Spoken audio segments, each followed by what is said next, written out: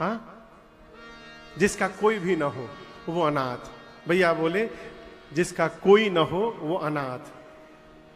मानस में दो लोगों ने अपने को अनाथ कहा है, दो लोगों ने बाबूजी। एक तो विश्वामित्र मुनि जी ने अपने को अनाथ कहा है।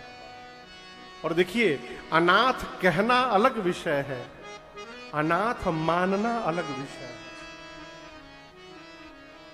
अनाथ कोई कहे कि हम अनाथ है, ये अलग विषय है। भगवान के सामने आदमी जाकर दिनमा भर कहता है, प्रभु पापी पर कृपा करिए प्रभु, इस अधम नीच पर कृपा करिए प्रभु। और वही आदमी मंदिर से बाहर निकले और आप कहिए, और कहिए पापी जी कैसे हैं आप, हम पापी हैं। अरे मंदिर में तो बड़े जोर जोर से कह रहे थे, पापी पर कृपा करो, पापी पर कृपा करो। है? कहना अलग विषय है, उसको मान लेना अलग विषय है। एक श्री विश्वामित्र जी अपने को अनाथ मानते हैं, कहते नहीं है, मानते हैं। प्रमाण दे रहा हूं। जब विश्वामित्र जी राम लक्ष्मण जी को मांगने गए थे ना अयोध्या दशरथ जी से, तो वहां कहते हैं, महाराज ये जो आपके राम जी है ना, छोटे भैया जो इनके बगल में बैठे हैं लक्ष्मण जी, उनके साथ हमको राम जी को दे दीजिए। अनुज समेता देहु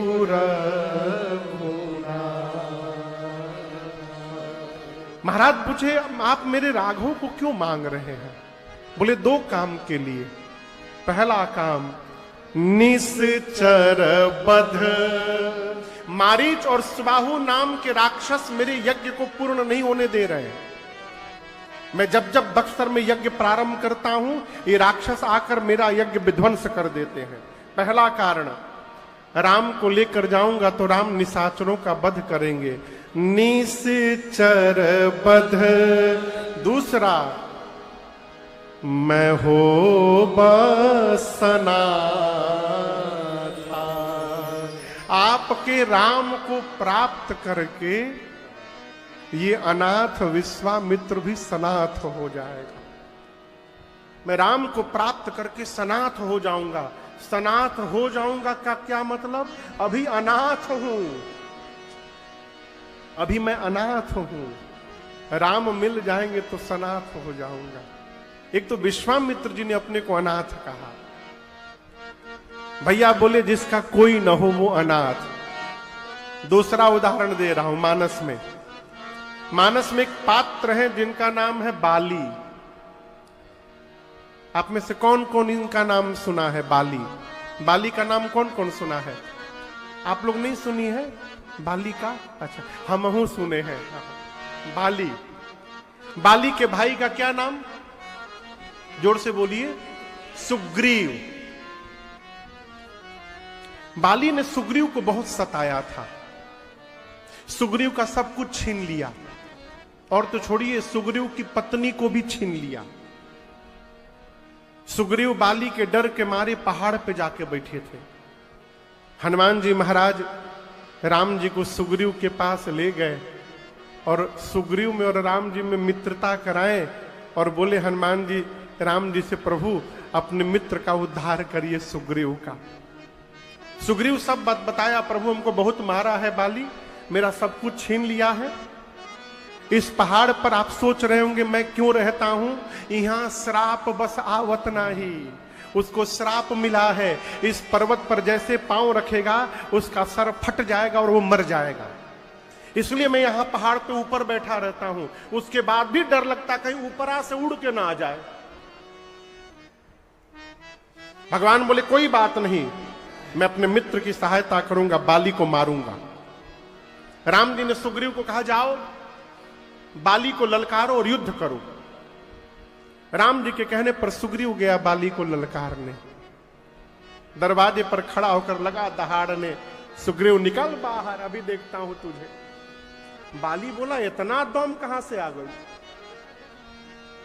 बाली जब भाई की दहाड़ सुनकर सुग्रीव को मारने के लिए घर से चला ना, बाबूजी पहली बार बाली की पत्नी तारा, उसका नाम था तारा, तारा ने पहली बार अपने पति के पांव को पकड़ लिया, पौआ पकड़ ली, गिड़गिड़ाने लगी, नाथ आज तक मैंने आपको कभी रोका नहीं है, लेकिन आज पहली बार रोक रही हूं। क्यों? मैंने सुना है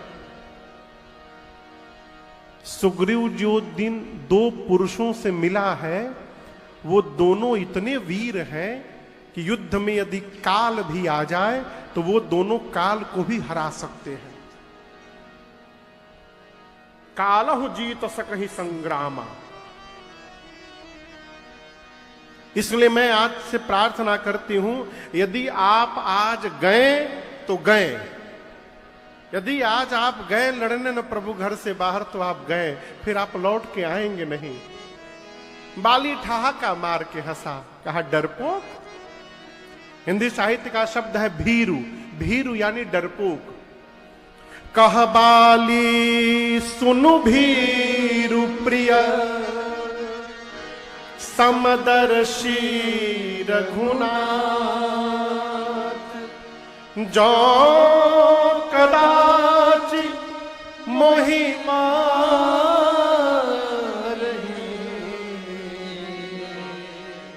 तो पुनि हो।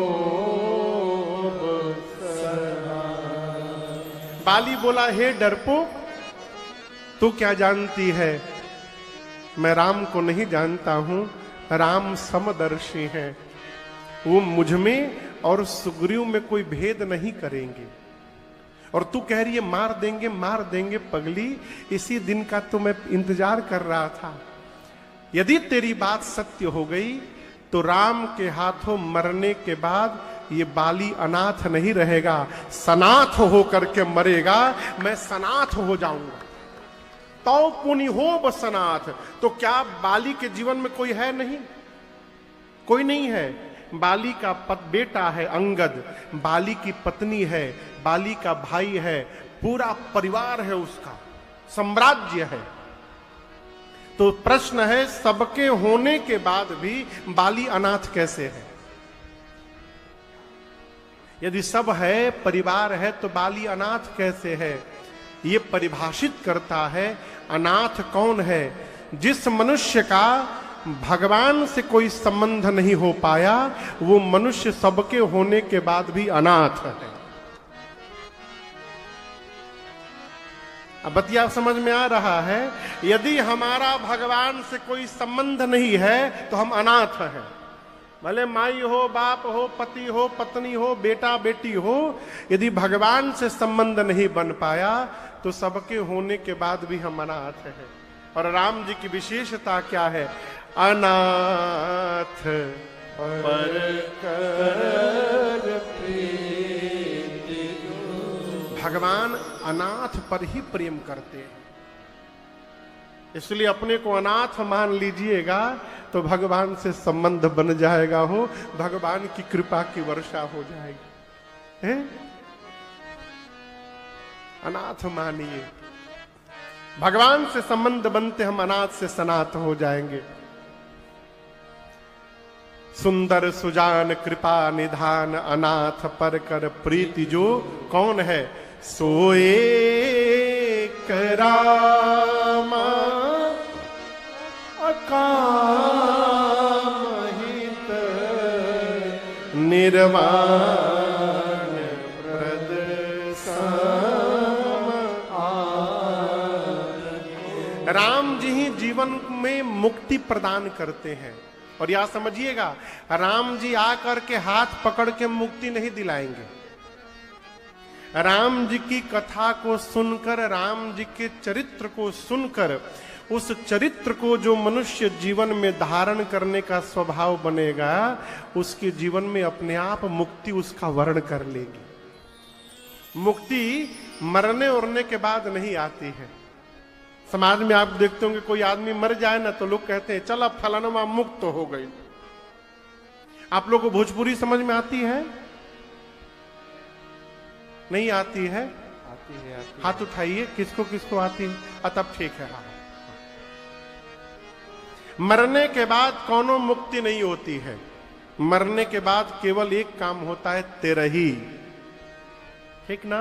वो तब होगा बाबूजी जब लड़का लायक होगा, नहीं तो आजकल का जो समय चल रहा है ना, भगवान मालिक है। भगवान का भजन करिए। अरे हो जाला, अरे हो जाला न लायक पूजे लायक, हो रघुनायक भज के। हमारे पूज्य महाराज श्री कहते हैं, बाबू राम जी की कथा मनुष्य के जीवन के लिए आचार संहिता है। एक मनुष्य को जीवन में, आप बताऊं, आप में से कई लोग गीता पढ़े होंगे। गीता में भगवान श्री कृष्ण को भी ये कहना पड़ा अर्जुन से कि अर्जुन, यदि पुरुषों में मुझे ढूंढा जाए, पुरुषों में, तो मैं पुरुषों में राम हूं। भगवान कृष्ण ने ये नहीं कहा कि पुरुषों में मैं कृष्ण हूं, नहीं, क्या कहा? पुरुषों में मैं राम हूं। इसलिए राम जी को कहा गया मर्यादा पुरुषोत्तम राम। पुरुषोत्तम राम, पुरुषोत्तम कृष्ण नहीं कहा गया, पुरुषोत्तम राम कहा गया। क्यों? पुरुष में कोई उत्तम स्वरूप यदि है तो वो राम जी का स्वरूप है। इसलिए राम जी की कथा मनुष्य के जीवन के लिए आचार संहिता है। बाबूजी, राम जी की कथा मनुष्य के जीवन के लिए व्यवहार संहिता है।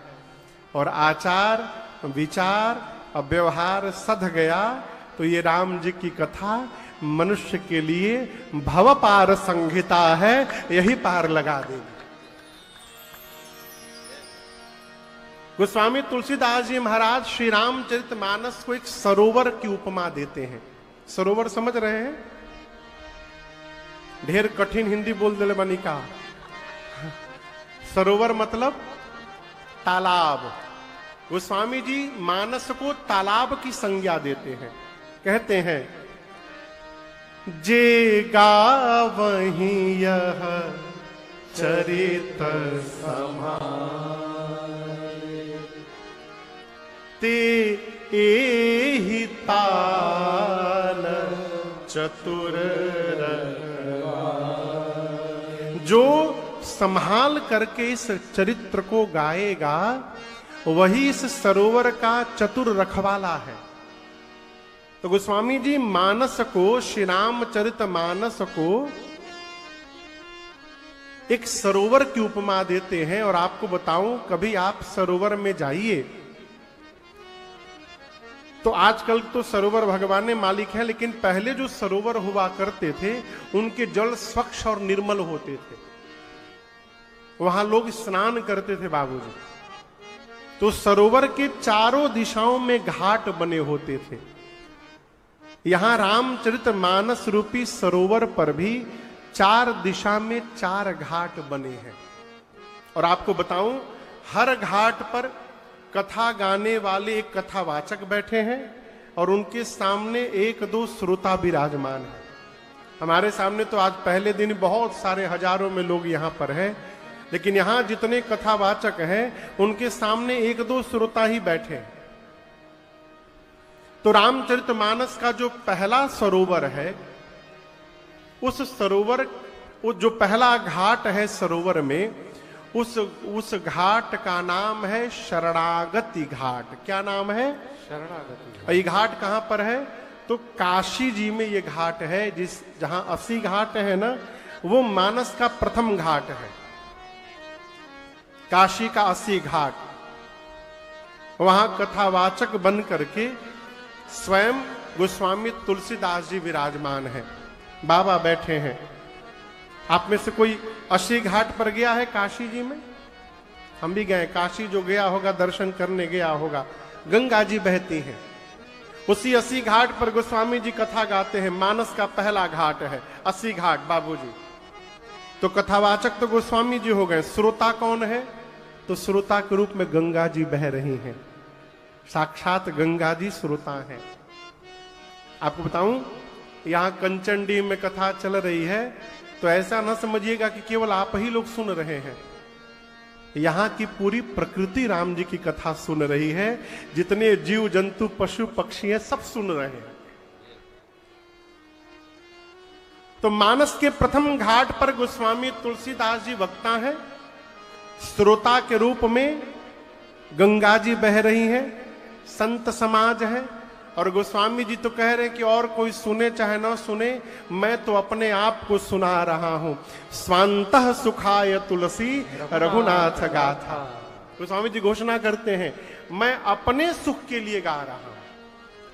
इस घाट का नाम है शरणागति घाट। क्या नाम है? अब आप कहिएगा महाराज इसका नाम शरणागति घाट क्यों पड़ गया? ये सहज प्रश्न आता है मन में। यहां पहले कभी राम कथा हुई है? कंचनडीह में? पूछ रहा हूं, बोलिए। कभी नहीं हुई है। अगल बगल में? अगलो बगल नहीं हुई है।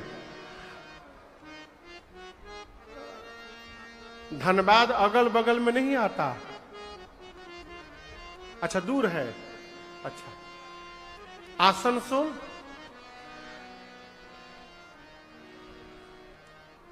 आसनसोल कितना दूर है? 20 किलोमीटर। कौन दूर है जी? हाँ। अच्छा, इसको छोड़िए। क्या आप लोग आज के पहले कभी राम कथा सुने हैं जीवन में किसी दूसरे कथावाचक से? जर कई माता जी लोग हाथ उठा रहे, नहीं सुने कभी। सुने का हमको छोड़कर किसी दूसरे से? अच्छा, सुनवे नहीं किए कभी? तब हम कैसे बताएं आपको? अच्छा, ये बताइए, छोड़िए, इसको भी छोड़िए। ये बताइए, क्या सभी कथावाचक एक ही जैसी कथा सुनाते हैं? बोलिए। नहीं सुनाते। क्यों? कथा तो वही है भगवान की, पुस्तक भी वही है, श्री रामचरितमानस ग्रंथ भी वही है। फिर कथा क्यों बदल जाती है? इसलिए बदल जाती है कि कथा सुनाने वाले वक्ता का चित्त जैसा होता है, उनकी बुद्धि जैसी होती है, और वो जितना सुने होते हैं उसी से ओत प्रोत होकर वो कथा सुनाते हैं। और आपको भीतर प्रवेश कराकर सुनाऊं तो यदि ज्ञानी वक्ता से कथा सुनिएगा तो वो आपको ज्ञान से भर देंगे।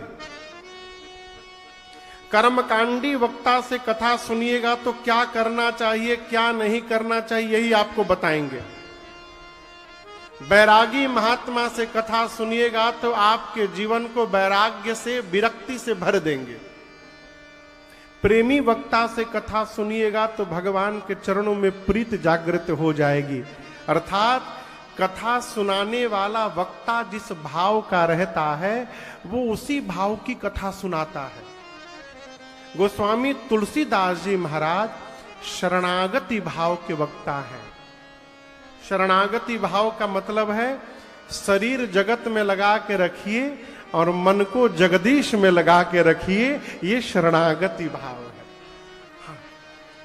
ये बड़ी अद्भुत बात। देखिए, भगवान का स्मरण करने के लिए कहीं जाने की आवश्यकता नहीं है। ऐसा बिल्कुल ना समझिए कि मंदिर में जाकर भगवान का दर्शन करके राम राम बोलिएगा तो राम जी ज्यादा प्रसन्न हो जाएंगे। कहीं जाने की आवश्यकता नहीं है। शरीर को काम में लगा के रखिए और अपने मन को भगवान के चरणों में लगा के रखिए। यदि आप अपने दुकान पर बैठ करके व्यापार करते हुए मन को भगवान के चरण में लगाकर बैठे हैं तो आप दिन रात भजन कर रहे हैं। ये भजन है। और यदि भगवान के मंदिर में बैठने के बाद भी चढ़ावा पर ध्यान लगा हुआ है तो आप भगवान में नहीं बैठे हैं, आप अपने धंधे पे बैठे हुए हैं। हमारा शरीर कहाँ है ये महत्वपूर्ण नहीं है, हमारा मन कहाँ है ये बहुत महत्वपूर्ण है। यहां हजारों लोग बैठे हैं, क्या सबका मन कथा में है? यदि है तो आपका सौभाग्य। कई लोगों का मन चप्पल पे होगा। केवल लेके मत चल जाओ। कई लोग तो कथा बाबूजी हो जाए तो नाचने लगते हैं, इसलिए नहीं कि कथा सुनने को मिलेगी, घर का सभी पुराना चप्पल नया हो जाएगा 9 दिन में।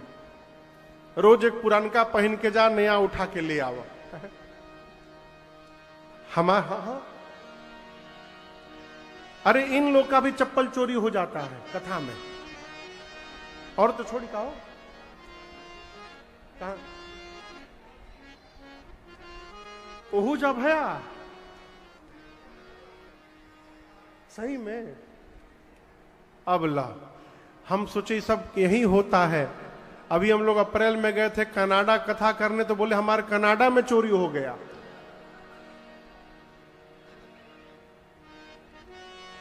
सरी में हुआ कि एडमिंटन? सरी में, बाद वाला में। अगली बार सावधान रहिएगा वहां। हमारा मन कहां है हो, प्रयास करिए मन भगवान में लगा रहे। और ये आसान नहीं है, बहुत कठिन है। आप करिएगा, बार बार मनवा भाग जाएगा, लेकिन मन बार बार भागे तो घबराने का विषय नहीं है। ये आप कहिए मन से, तुम नहीं मानोगे तो हम भी नहीं मानेंगे। तुम जितनी बार भाग के जाओगे, हम उतनी बार तुमको पकड़ के भगवान के शरण में ले जाएंगे। लगे रहिए, बार बार लगे रहिए। ये शरणागति है। गोस्वामी तुलसीदास जी शरणागत भाव के वक्ता हैं, इसलिए इस घाट का नाम है शरणागति घाट। ये मानस का पहला घाट है। अब गोस्वामी जी कहते हैं, मैं वो राम कथा सुनाने जा रहा हूं। 80 घाट पर बैठकर बोले, मैं वो कथा गाने जा रहा हूं जो तीर्थराज प्रयाग में याज्ञवल्क्य मुनि ने श्री भरद्वाज जी को गाकर सुनाया। अब दूसरा घाट आ गया तीर्थराज प्रयाग। यहां कथावाचक हैं याज्ञवल्क्य मुनि, श्रोता हैं श्री भरद्वाज मुनि, स्थान है तीर्थराज प्रयाग, और इस घाट का नाम है कर्मकांड घाट। क्या नाम है? जोर से बोलिए। हाँ, कर्मकांड घाट। क्यों? क्या करना चाहिए और क्या नहीं करना चाहिए, ये सारी बातें रामचरितमानस में इसी प्रयाग में याज्ञवल्क्य मुनि को याज्ञवल्क्य मुनि ने भरद्वाज जी को बताई। कर्मकांड घाट, दूसरा घाट। अब याज्ञवल्क्य मुनि बोले, भरद्वाज जी मैं आपको वो कथा सुनाने जा रहा हूं जो कैलाश में बैठकर भगवान शिव ने मां पार्वती जी को सुनाई। तीसरा घाट कैलाश पर्वत। कथावाचक हैं भगवान शंकर और श्रोता हैं मां पार्वती जी। इस घाट का नाम है ज्ञान घाट। क्या नाम है? ज्ञान घाट। मानस का तीसरा घाट कैलाश पर्वत। वक्ता है बाबा, श्रोता है मैया, और इस घाट का नाम है ज्ञान घाट। शंकर जी पार्वती जी से बोले, देवी मैं आपको वो कथा सुनाने जा रहा हूं जो नीलगिरी पर्वत पर श्री काकभूषुंडी जी ने पक्षियों के राजा गरुण जी महाराज को गाकर सुनाई। ये मानस का चौथा घाट है, नीलगिरी पर्वत हिमालय पर। आप दर्शन करिए, कथा सुनाने वाले कौआ है, कौआ दिखाई दे रहे हैं। इनका नाम है काकभूषुंडी जी। केवल एक ही काम है, भगवान की कथा गाओ। आप में से कौन कौन कौआ को देखा है? हमहू देखे हैं। अच्छा आप बताइए, कौआ मीठा बोलता है कि कड़ुआ? बाबूजी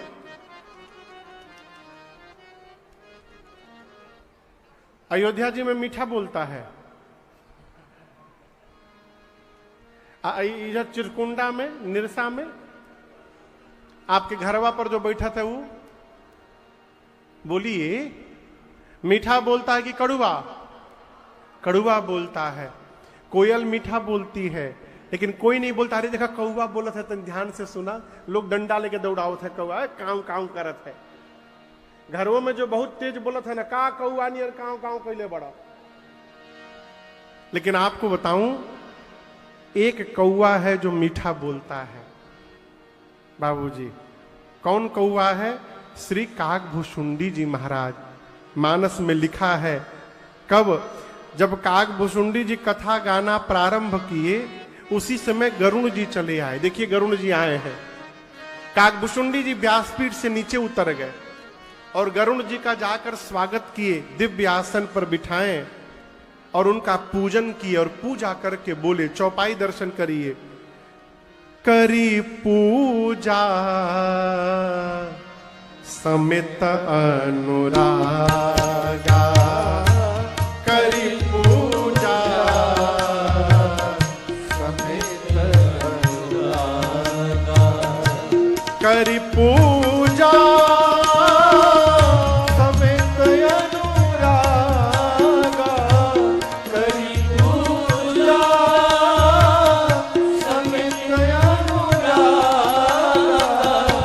मधुर बचन तब बोले उभागा, मधुर वचन तब बोले उभागा, मधुर वचन तब बोले उभागा।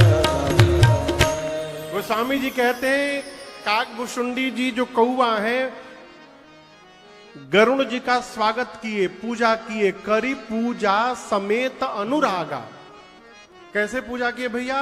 अनुराग के साथ। और पूजा करने के बाद मधुर बचन तब बोले कागा। कागा ने कैसा वचन कहा? मधुर वचन कहा। तो कौवा मीठा बोले, यह आश्चर्य है। हुआ कैसे? इसलिए मीठा बोल रहे हैं कि ये जो कौवा महाराज है ना, ये भगवान की कथा गाते हैं और भगवान की कथा गाते गाते उनकी वाणी में मधुरता आ गई, ये प्रमाण है। इसलिए कुछ ना करिए, कीर्तन करिए। एक संत हुए पूज्य श्री देवादास जी महाराज, वो कहते हैं केवल एक काम करो, नाम कीर्तन करना। माई बाप, नाम कीर्तन करो तुम सुधर जाओगे। केवल भगवत नाम कीर्तन करिए। कहां करे महाराज? अरे जहां मन करे वहां करिए। सवेरे करे कि शाम को करे महाराज? अरे जब मन करे तब करिए। नहा के करे कि बिना नहाए करे महाराज? अरे जहां मन करे, जैसे मन करे करिए। दिन में करे कि रात में करे महाराज? मैंने जानते हैं क्यों जीव प्रश्न करता है, कैसा हूं महाराज मना कर दे बस। हाँ, जपे के ना पड़ो बस। गोस्वामी जी मालूम है क्या बोले? गोस्वामी जी बाबूजी चौपाई का दर्शन करिए। बाबा कहते हैं गोस्वामी जी, भाय कुभाया अनख आलस नाम जपत मंगल दिसी लस भाव से बोलिए। कैसे? अरे बोलिए भाव से। कैसे? भाव से। कुभाव से। कैसे? भाव बुझाता? भाव बुझाता? भाव अभी गा रहे थे, सीताराम सीताराम सीताराम सीताराम सीताराम सीताराम सीताराम सीताराम। ये भाव से। अब कुभाव से किसी का मन नहीं है कीर्तन करने के लिए, और उसको बरबस दिखाकर डरा कर बिठा दो, वो सीताराम सीताराम सीताराम सीताराम सीताराम। कुभाव से, क्रोध से, बहुत सीताराम सीताराम गाने वाले भाई, सीताराम सीताराम ऐसे। और चाहे आलस में सवेरे उठने के बाद सीताराम। गोस्वामी जी कहते भाव से गाओ, चाहे कुभाव से गाओ, क्रोध से गाओ, चाहे आलस से गाओ, किसी भी प्रकार से यदि मुख से भगवान का नाम निकलेगा तो नाम जपत मंगल। कहां? दिसी दसहू। दसों दिशाओं में जहां भी आप रहिएगा, किसी भी प्रकार मुख से भगवत नाम निकले, आपका मंगल ही मंगल होगा। 10 गो दिशा मालूम है कहां कहां है? पता है बाबू? 10 गो दिशा पता है?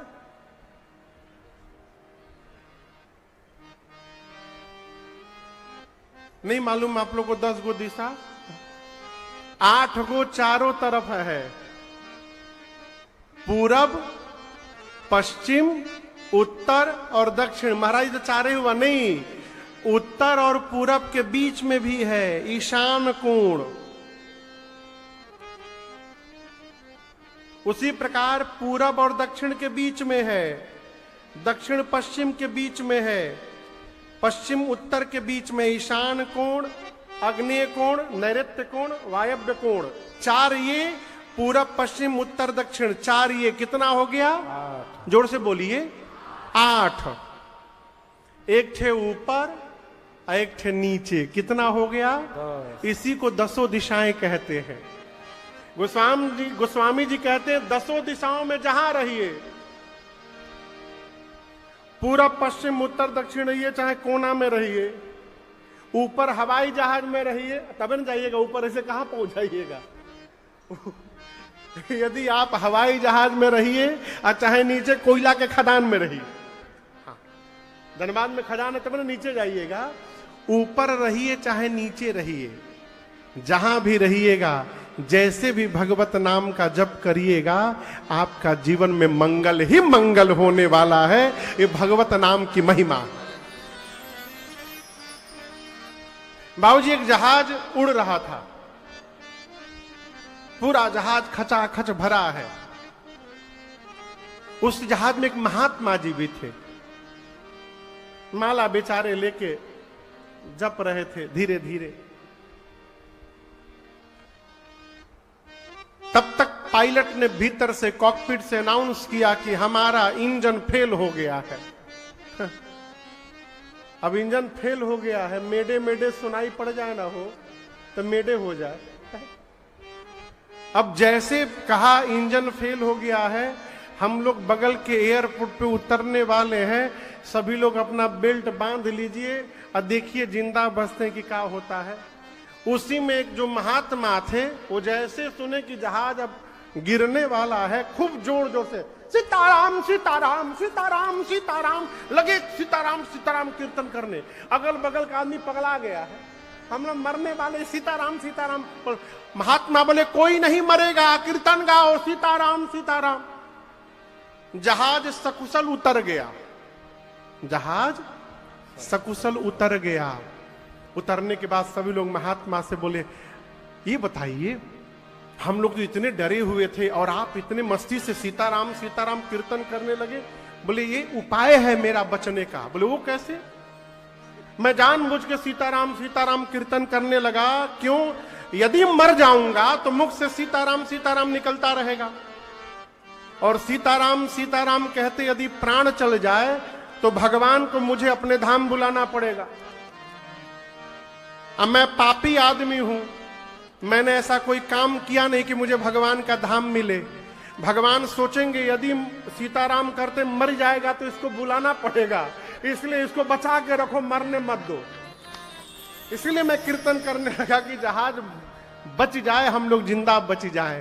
कहने का अर्थ है हर परिस्थिति में, हर हाल में सीताराम सीताराम सीताराम कहिए, सीताराम सीताराम सीताराम कहिए, जाहि विधि राखे राम, वही विधि रहिए। मानस के चौथे घाट पर नीलगिरी पर्वत पर वक्ता के रूप में स्वयं श्री काकभूषुंडी जी महाराज विराजमान है। श्रोता के रूप में, मुख्य श्रोता के रूप में, प्रधान श्रोता के रूप में श्री गरुड़ जी महाराज उपस्थित हैं। इस घाट का नाम है भक्ति घाट। क्या नाम है? भक्ति घाट। ये मानस का चौथा घाट है। पहला घाट 80 घाट, जहां पर वक्ता गोस्वामी तुलसीदास जी, श्रोता गंगा मैया, नाम है शरणागति घाट। दूसरा घाट तीर्थराज प्रयाग में, जहां वक्ता याज्ञवल्क्य मुनि, श्रोता भरद्वाज जी, इस घाट का नाम है कर्मकांड घाट। तीसरा घाट कैलाश में है, जहां वक्ता भगवान शिव, श्रोता के रूप में मां भवानी है, इस घाट का नाम है ज्ञान घाट। और चौथा घाट नीलगिरी पर्वत में है, जहां वक्ता है काकभुशुंडी जी, श्रोता है गरुण जी महाराज, इस घाट का नाम है भक्ति घाट। इन्हीं चारों घाटों के माध्यम से श्री रामचरितमानस में पूरी राम जी की कथा गाई गई है। गोस्वामी तुलसीदास जी ने श्री रामचरितमानस जी में 7 कांड लिखे। बाल कांड, अयोध्या कांड, अरण्य कांड, किष्किंधा कांड, सुंदर कांड, लंका कांड और 7वें कांड का नाम है उत्तर कांड। बाल कांड के प्रारंभ में गोस्वामी जी ने 7 श्लोक लिखे। क्यों लिखे? 7 कांड लिखे इसलिए एक एक कांड को स्मरण करके बाबा ने बाल कांड के प्रारंभ में 7 श्लोकों की रचना की और इसमें वंदना की। सबसे पहले श्लोक में वर्णानाम अर्थ संघानाम रसानाम छंदसामपि मंगलानाम च कर्तारो वंदे वाणी विनायको। पहले श्लोक में भगवान गणपति के साथ मां सरस्वती को वंदना की।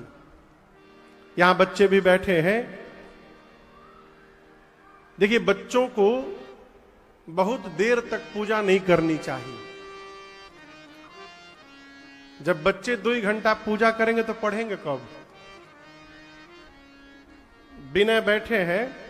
ये संभवतः 7वीं कक्षा की परीक्षा दे रहे थे। 7 में हो? 7वीं कक्षा की फाइनल परीक्षा दे रहे थे। तो इनके क्लास का एक बच्चा एक दिन परीक्षा में लगभग 45 मिनट देरी से आया। कितनी देरी से? 3 घंटा का परीक्षा, 45 मिनट देरी से आया। टीचर ने पूछा, इतनी देरी क्यों किए तुम? बोला, गुरुजी मुहूर्त बना रहा था। बोला, कैसे? तो हमारे घर में कुछ भी शुभ काम करने जाते तो दही खा के जाते हैं। तो घर में दही खत्म हो गया तो मैं बाजार चला गया था दही खाने के लिए। गुरुजी बोले, तहार मुहूर्त तो बन गई। आधी घंटे देरी से आए हो तो मुहूर्त तो ऐसे ही बन गया तुम्हारा। बच्चों को बहुत लंबे समय तक पूजन नहीं करना चाहिए। क्या करना चाहिए? सबसे पहले सवेरे उठे, स्नान ध्यान करके एक बार श्री हनुमान चालीसा का पाठ करें। किसका पाठ करें? जोर से बोलिए। हनुमान चालीसा का पाठ करें। लेकिन लड़का हनुमान चालीसा का पाठ तब करेगा जब लड़के से पहले माई बाप करेंगे। बच्चे जब छोटे रहे तो उनको सीने से चिपका के जब रात को सुलाइए तो सुलाते समय अपने हनुमान चालीसा का पाठ करिए। जब आप हनुमान चालीसा पढ़िएगा तो सुनते सुनते बच्चों को कंठस्थ हो जाएगा, याद नहीं कराना पड़ेगा। हनुमान जी से हम पढ़ते हैं हनुमान चालीसा तो कहते हैं, बल बुद्धि विद्या देहु मोहि हरहु कलेश विकार। तो बच्चे श्री हनुमान चालीसा का पाठ करें और उसके बाद गणपति भगवान और सरस्वती मैया को प्रणाम करें। सरस्वती मैया को साल में एक बार प्रणाम करने से कुछ नहीं होगा। साल में एक बार सरस्वती पूजा के दिन चंदा जुटा के मूर्ति लगा के दिए माई का। अब बुरा ना मानिएगा, मैंने अपने आंखों से देखा है, कानों से सुना है। सरस्वती माई की प्रतिमा बिठाकर ऐसा ऐसा गाना लोग बजाते हैं, सरस्वती मैया कब की भाग गई होंगी वहां से। वहां माई तो होंगी नहीं बिल्कुल। ऐसे माई प्रसन्न होगी है? मानस में भी लिखा गया है, सुमिरत सारद आवई धाम जैसे हम सरस्वती मैया का आवाहन करते हैं, मां दौड़ करके नीचे आती है। अच्छा आप बताओ, आप यहां से पांडाल के बाहर दौड़ करके जाइएगा तो क्या होगा? शरीर में क्या बदलाव होगा? बाबू बताओ क्या होगा? थक जाएंगे। भाई आप दौड़ करके कहीं जाइएगा तो थकिएगा कि नहीं थकिएगा? थक जाइएगा। सरस्वती मैया भी दौड़ करके आती हैं, थक जाती हैं।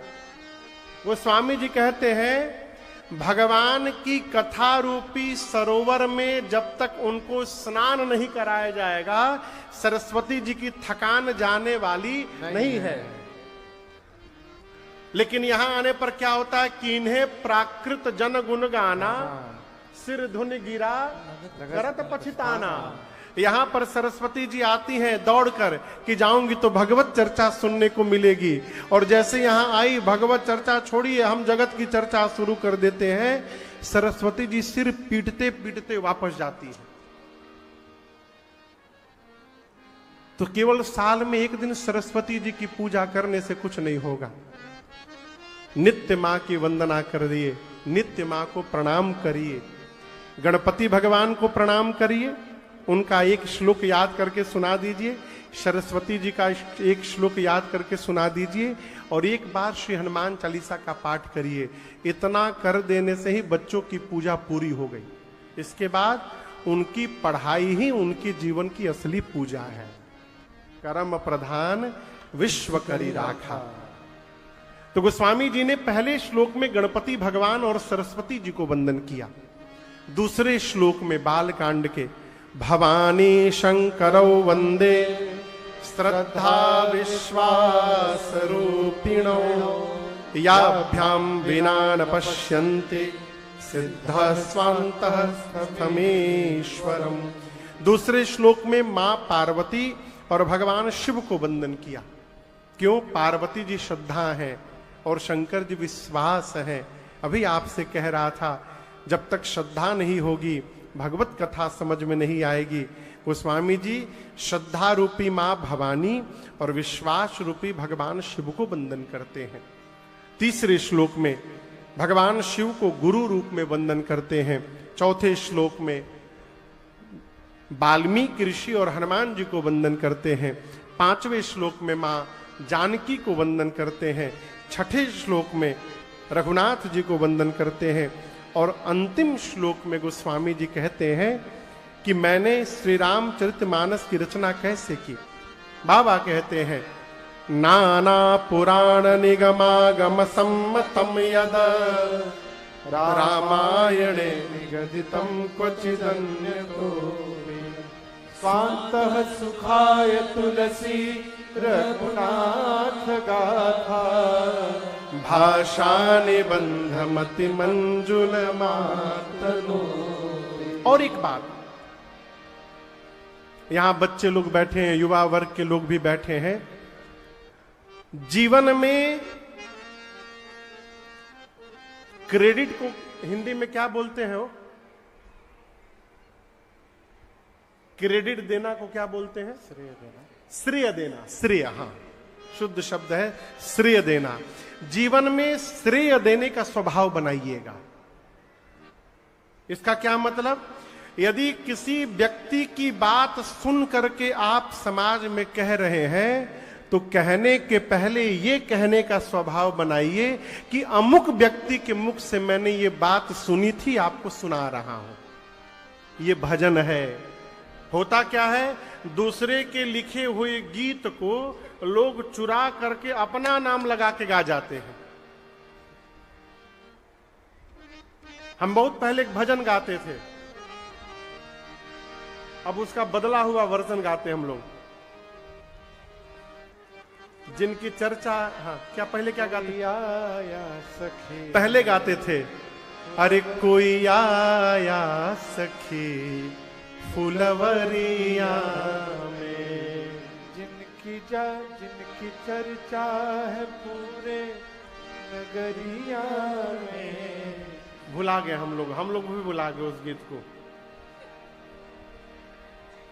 ये तो अब गाते हैं, पहले दूसरा गाते थे। अभी गाते हैं कि जिनकी चर्चा है कल से नगरिया में, वही आए सखी फुलवरिया। पहले गाते थे, जादू है उनकी हाँ हाँ, नजरिया में। पहले गाते थे, अरे जैसे जादू है उनकी नजरिया में, कोई आया सके फुलवरिया में, कोई आया सके फुलवरिया में, फुलवरिया में, फुलवरिया। ये मेरा गीत है। 2011 में पहली बार इस गीत को हम लोगों ने अपनी पहली राम कथा में इसको गाया था। 1-2 साल बाद पता चला, हमारे पास एक बालक रहते थे उस समय, कान्हा कान्हा हो कान्हा, कान्हा स्वीट्स। एक बालक रहते थे, बोले महाराज जी हमारे गुरु जी बहुत बढ़िया गीत गाते हैं, राम कथा में गाने लायक है, सुनाए आपको? हम बोले बाबू सुनाओ। तो यह गाने लगे, कोई आया सखी फुलवरिया में। जैसे जादू है उनकी नजरिया में, इस लाइन को बदल के वो अपन जोड़ लिए थे। वो गाते रहे, पूरा अंतरा वही, मुखड़ा वही, खाली एक लाइन बदल दिए। बोले बहुत सुंदर बहुत सुंदर। कौन सुनाए बाबू? हमारे गुरुजी, म्यूजिक वाले गुरुजी। बोले वो लिखे हैं इस गीत को। बोले बहुत सुंदर गुरुजी तार लिखे हैं वो। फिर हम उनको 2011 के वीडियो दिखाएं, इसको जरा सुनो, पहली राम कथा में हम गाए हैं। ये व्यवहार ठीक नहीं है। किसी भी महापुरुष की रचना को गाइए। एक भारत के बहुत बड़े वक्ता, मैं नाम नहीं लूंगा, बहुत बड़े वक्ता, वो गीत गाए, यूं भरने को तो दुनिया में पशु भी पेट भरते हैं, जो बंदा बांट कर खाए उसे इंसान कहते हैं। ये उन्होंने गाया। 10 साल तक मैं जानता रहा कि ये उनकी रचना है,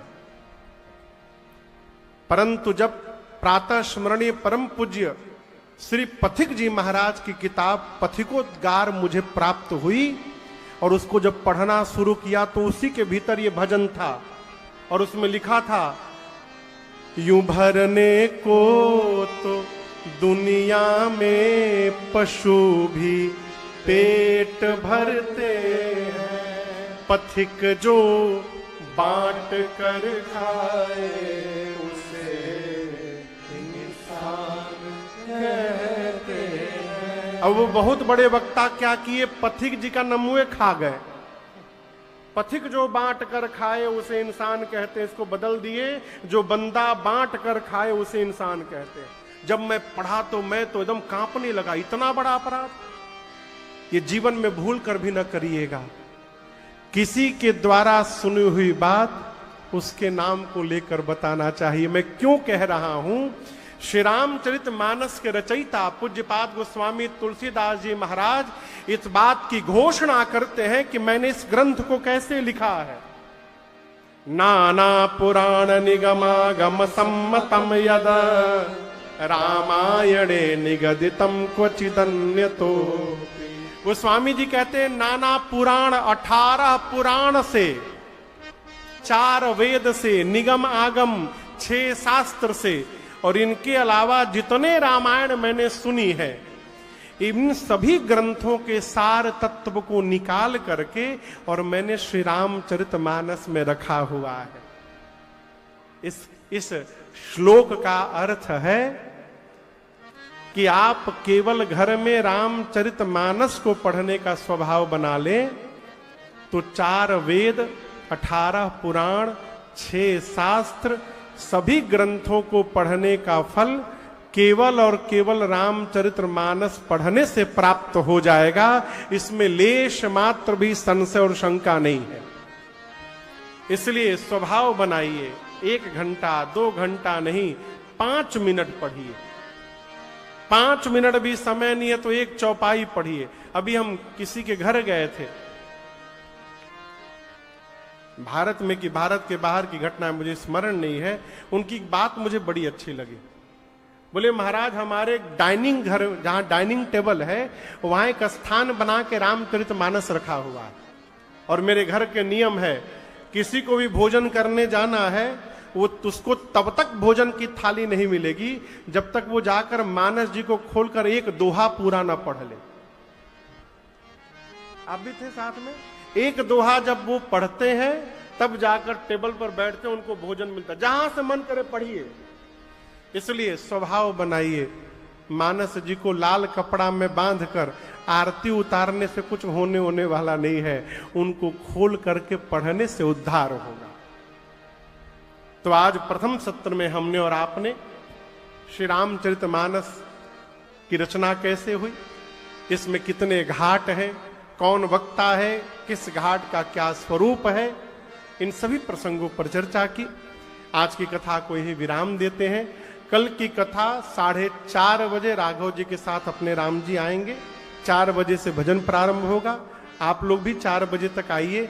कल भगवान शंकर जी के विवाह की कथा है, और मेरा अपना विश्वास है, बहुत विवाह आप लोग देखे होंगे, सुने होंगे, परंतु कल जो विवाह दर्शन करेंगे ना, ऐसा विवाह कभी नहीं देखे होंगे आप, क्योंकि कल पूरी दुनिया के भूत प्रेत कंचनडीह में आएंगे बाबा के बाराती बनने के लिए।